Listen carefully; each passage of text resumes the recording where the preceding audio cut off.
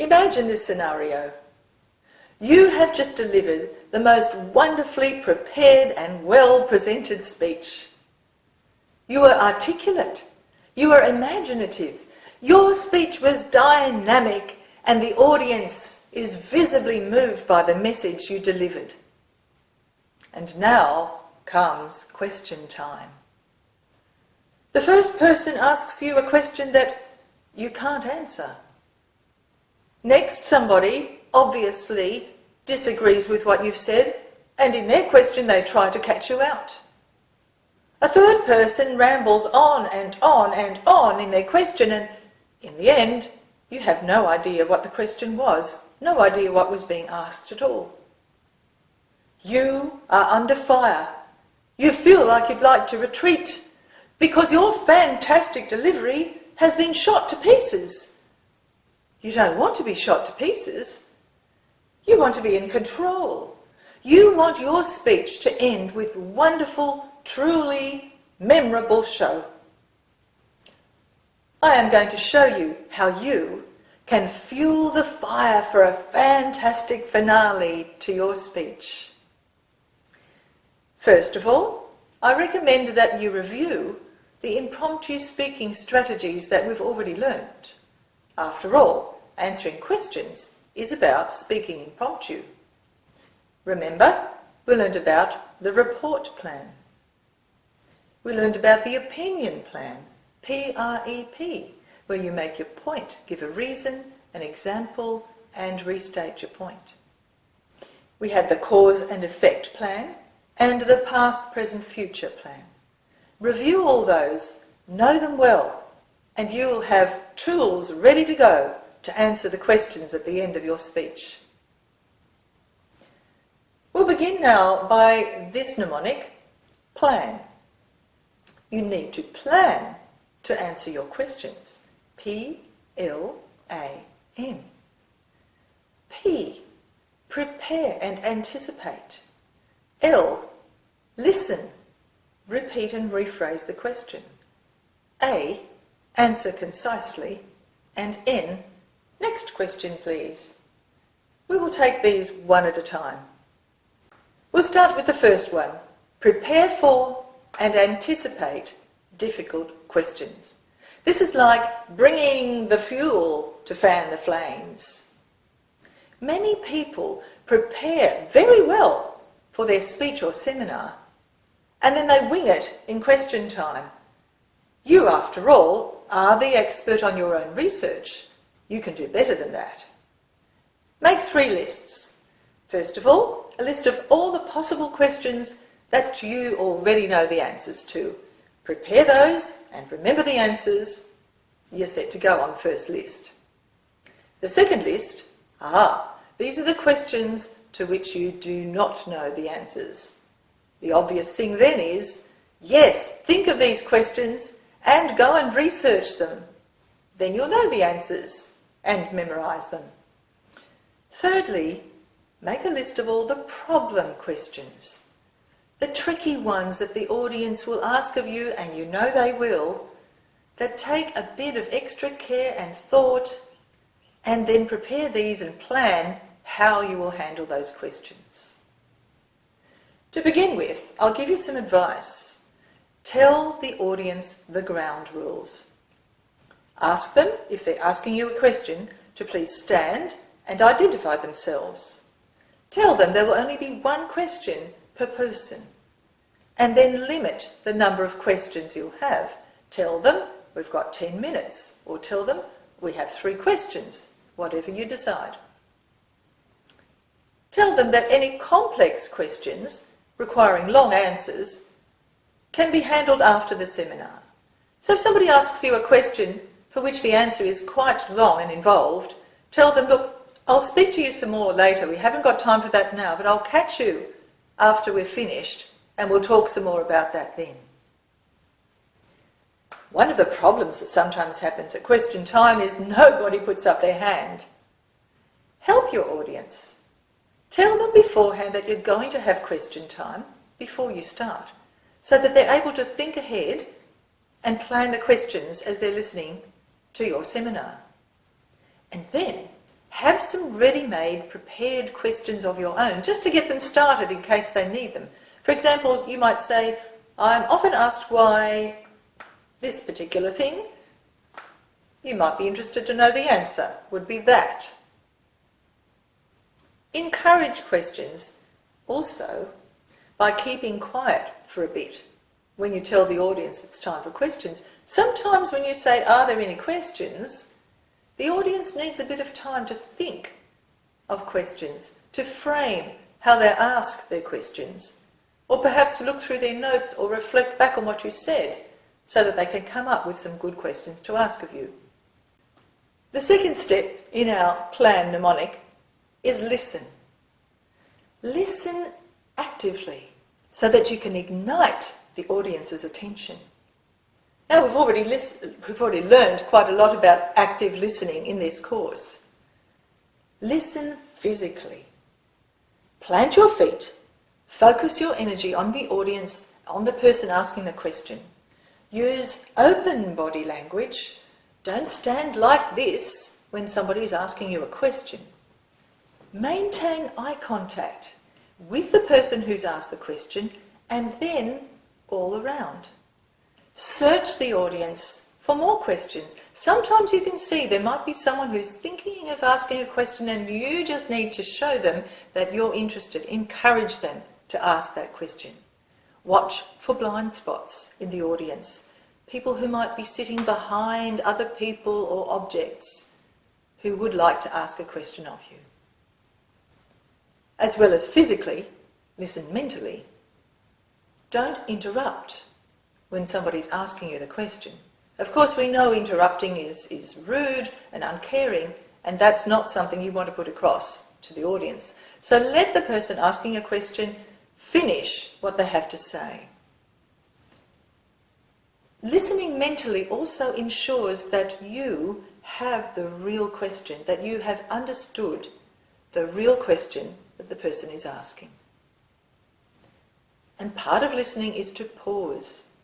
Pause a few seconds before you start to speak, and that will help you to organise your thoughts.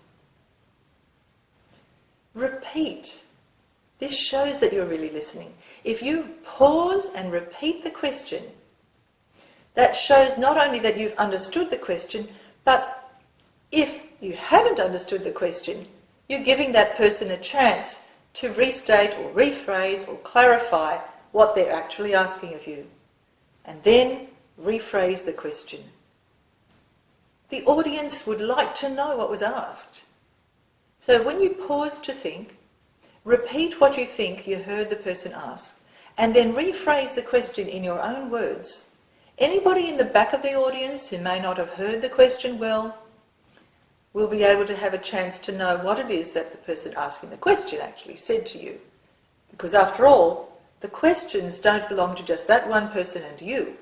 The questions belong to everyone.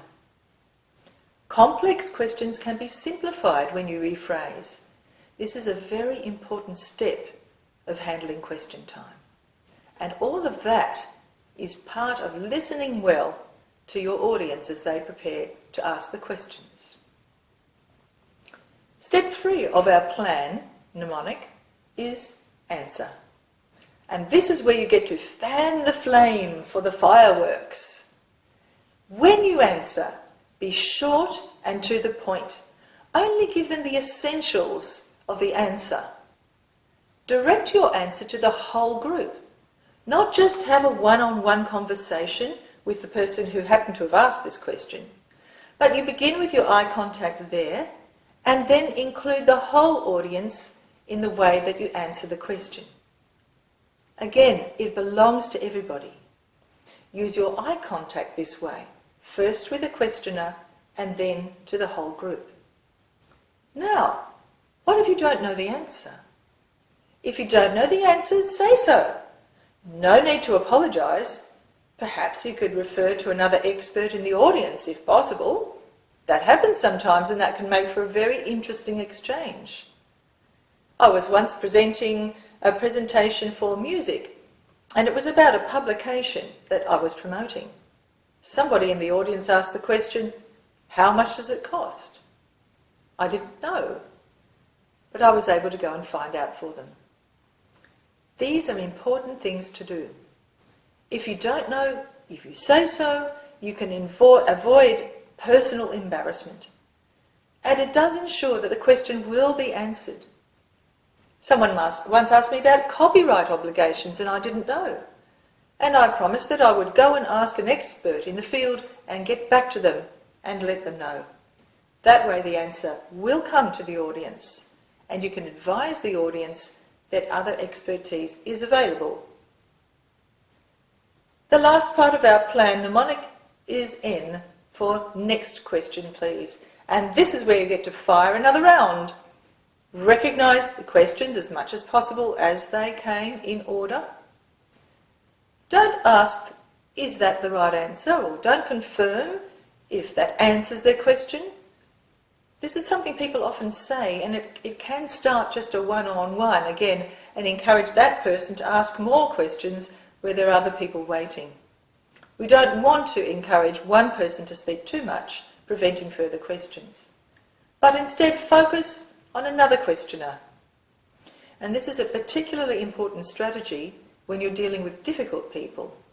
We then want to move away from hostile questioners by saying, next question please, and perhaps you can deal with that hostile question later on afterwards, just privately, one-to-one.